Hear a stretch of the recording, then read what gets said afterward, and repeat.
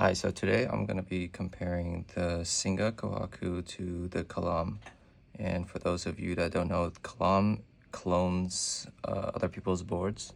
So this is technically just a fake of this board. And I'll be going over the sound differences and how you can identify the clones. So first off, the top, this one is Kalam. The bottom one, this is Singa. And the most obvious difference is just the quality of the anodization. If you look at the Singa, it's got a more thicker, I would say, thicker feeling, and it's smoother to the touch. It doesn't attract as many fingerprints as the Kalam does. And when you rub your nails over it, it's smooth, right? And then it also seems like Singa used some kind of bead blast, or they did more of a bead blast than normal, because as you can see, a lot of the edges here are a lot rounded, a bit more rounded than the Kalam. The Kalam has very sharp machining here, while the Singa, I don't know if you can tell or not, it's more rounded. Same goes for everywhere else on the board. It seems like there's just more time spent on bead blasting for the Singa. So the Kalam does look just kind of more squared off, sharper than the Singa. And here you can tell the anode on the Kalam is very matte, and it's also not as dark as the Singa, you can see. It's a little more of a gray than a black, but the Singa does reflect more light. So under, like most lighting, the Singa actually looks a bit lighter, sort of, when you have direct light shining on it and reflecting off the anode. And this is what nails on the Kalam sounds like.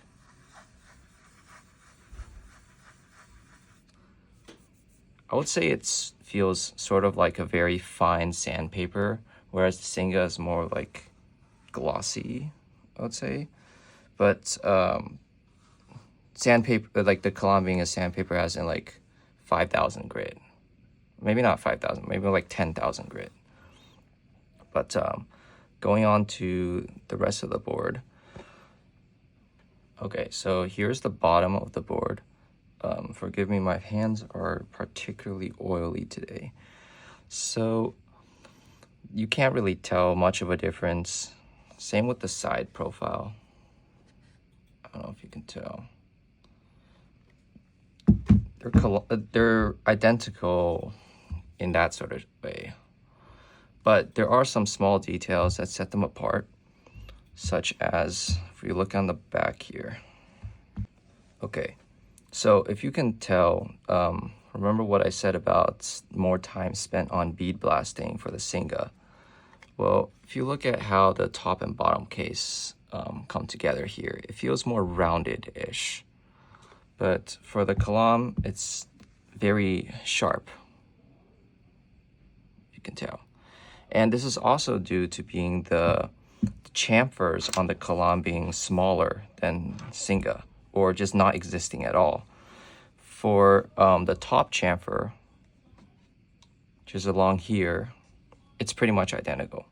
But for the bottom chamfer, like here, it is very tiny. Let's see if I can. It's very small.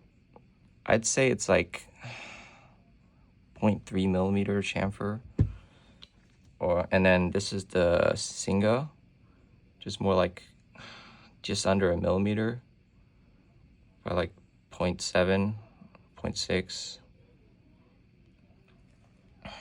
And that's like a noticeable difference.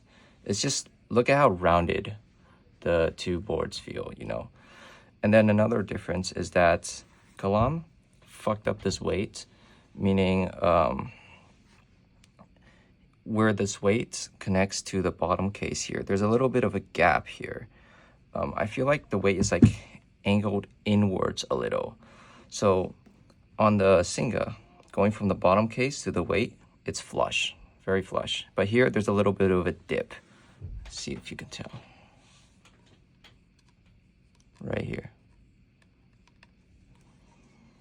Whereas the Singa,